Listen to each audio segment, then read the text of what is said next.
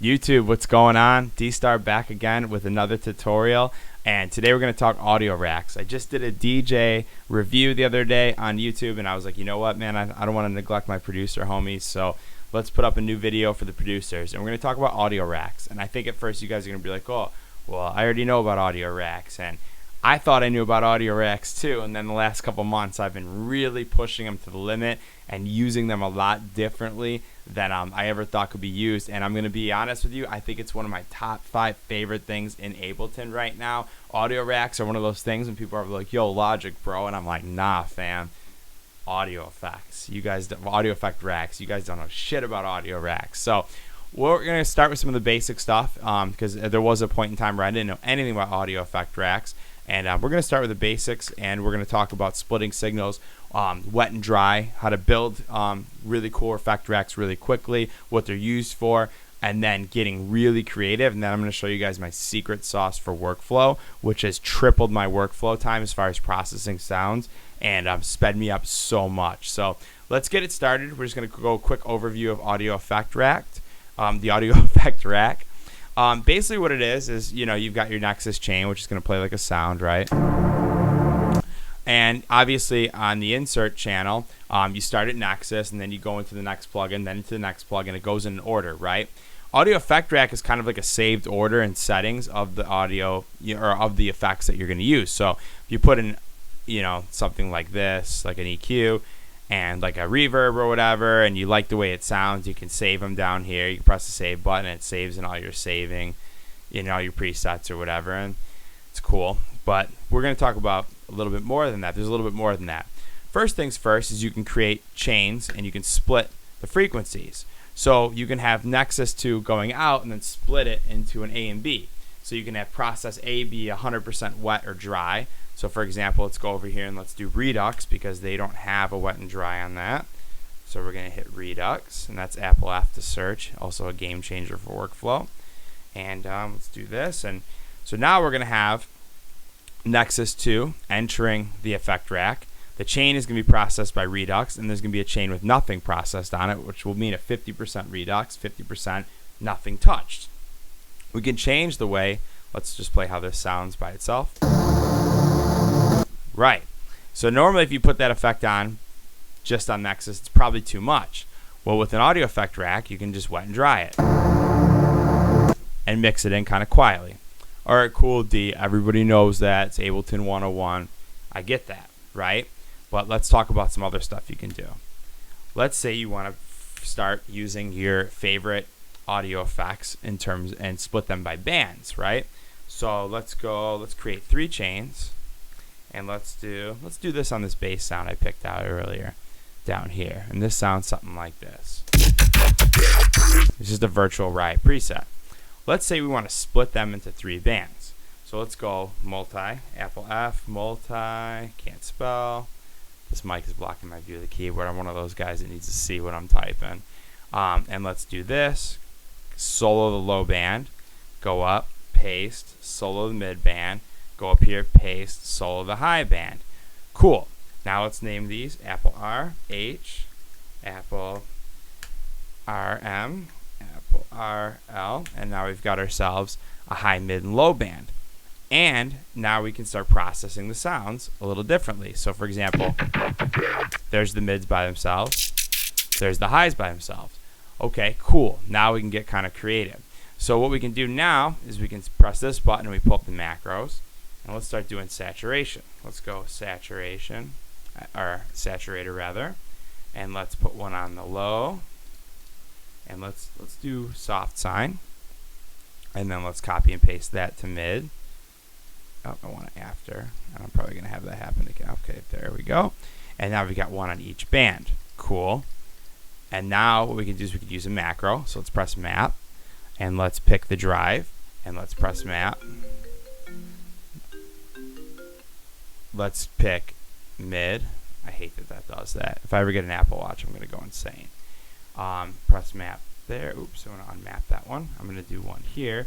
And we're going to build basically a multi-band saturator. So now all our favorite Ableton plugins can now become frequency split, and we can now drive them and, you know, multi-band them and kind of change the way that we manipulate them and kind of maximize it. And I'll get into some ways I do it, but one of them is the multiband.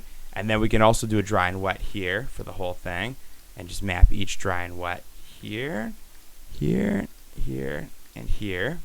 And what that means is, now if I press this map button, this dry and wet controls all three, and you can see the mappings up in the top left corner and the ranges, so you can kind of fine tune them. So for example, if you only want like 12 dB, 12 dB, 12 dB, 0, 0, oops, that's a 9, can't see the keyboard, I know, and then like that. And now we kind of have a range. Let's take the map off, and now you can press Apple R here, and you can kind of label these low, mid, high, which is pretty slick, and then the wet and dry. So now we can start pushing the sound a little differently, and we can start crunching the highs a little bit more than the lows or whatever, or we can just kind of bypass it. And we can also do this with a 2-band, so we can process sounds really aggressively.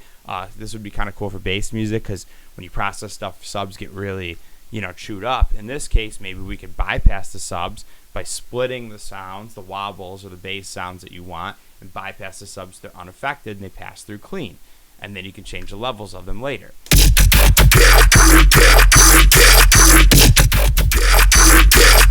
Sick, right? So you can save that if you followed along and made it with me. You could save that, and you can kind of use that as your multi-band saturation or distortion. So let's do one other thing too while we're here. And I'm going to show you guys one more really cool thing, and then we're going to talk about the workflow secret sauce, which I hope helps you guys a lot. We can build bands based on mid-side, because the utility can split items mid-side, which I'm going to show you guys. Let's open up an audio effect rack. Cool, we got that sound there, and now we've got these chains. We can do 2 chains right here. No pun intended. And now you can right-click on your utility, and you can do show or mid-side mode. We can do one that's just mids, and then we can copy and paste that up here. We can do one that's just sides, and now you can control the mids and sides separately, which can get really cool. And I'm going to show you guys my favorite secret weapon right now, and I probably shouldn't even give this bad boy away, but I've been essentially doing this with the mid-side OTT, which is essentially I've mapped out the amount, so the mid and side amount both follow together.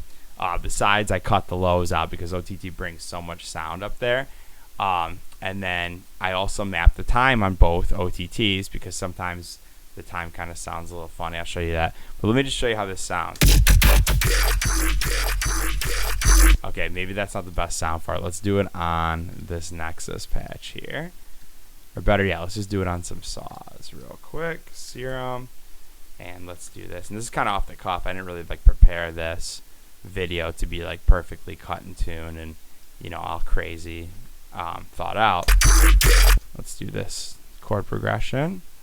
Let's hit it with the mid side. Cool. Throw a filter on that bad boy like this. Let's do an LFO actually. And now all of a sudden you got yourself this crazy fat sounding. So without it, super dry. Oops, that's my mic. Without it, it's super dry. With this, you get the idea. The possibilities are endless. So now I'm going to show you guys one last thing, and let's talk about workflow.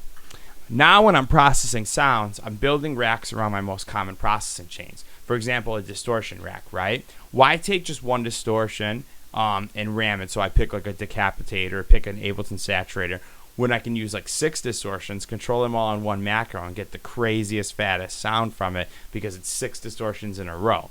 Not the best on CPU, but bounce it to audio.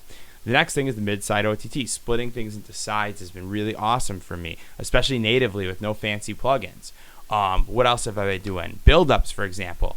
Basscleft's plugin's a really good example of that, right? He came out with the Easy Washout, which everybody used. So much the Endless Smile by Dada Life is based on it. And he modulated grain delay, auto filter, reverb, and all that stuff. This is awesome, and you can kind of build your own by just using reverb.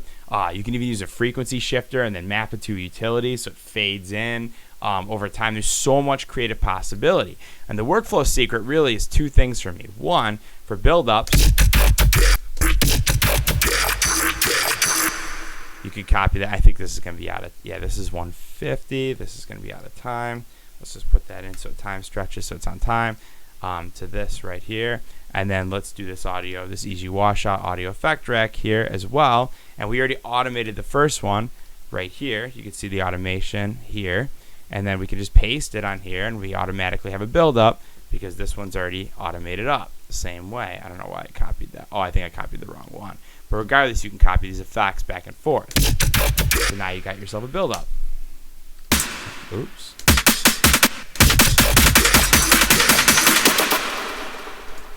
Sick. Build-ups in a few clicks. Audio processing sounds, distortion, a few things like that. The mid-side OTT, and maybe a multiband saturator, something like that. I'm narrowing it down from hunting for all these plugins to just a couple clicks. I'm getting the sound sounding pretty decent in Serum, and then I'm hitting it with a few racks, maybe a distortion rack or a really powerful rack. Right out of that, hit my sidechain, and I'm done processing. It speeds my workflow up endlessly, and it's been probably one of the biggest game changers for me.